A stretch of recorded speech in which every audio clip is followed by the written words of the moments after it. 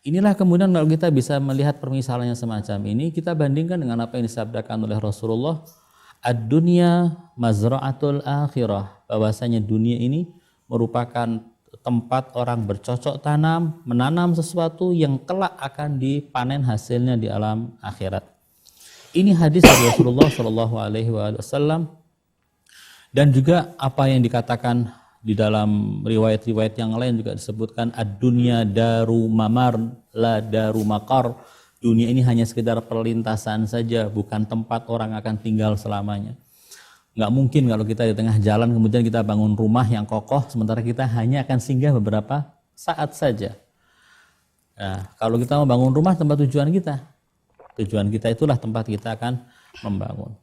Berkenaan dengan hal ini, maka dunia yang merupakan sebagai tempat sebagai fase orang untuk menanam sesuatu di akhirat, maka dunia layak untuk diperhatikan, tapi bukan untuk kemudian melakukan sesuatu untuk di dunianya, tapi untuk akhiratnya nanti.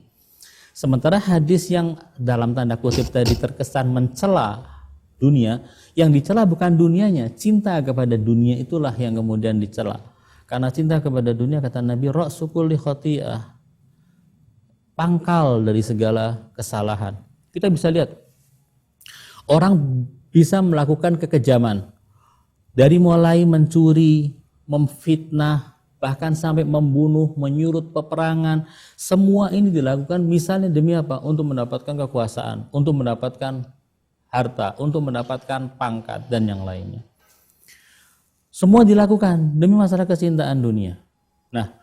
Nah, jika hal ini kemudian kita masuk dan kita terjerembab ke dalam cinta kepada dunia, maka yang akan kita lakukan adalah sesuatu yang selalu akan menimbulkan kesalahan dan dosa.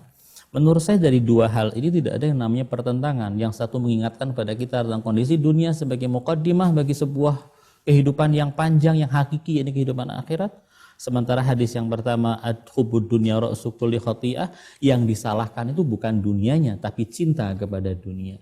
Itulah yang kemudian biasa disebut dengan masalah duniawi. Masalah duniawi itulah yang kemudian akan dicela dalam lisan-lisan riwayat atau ayat-ayat Al-Quran.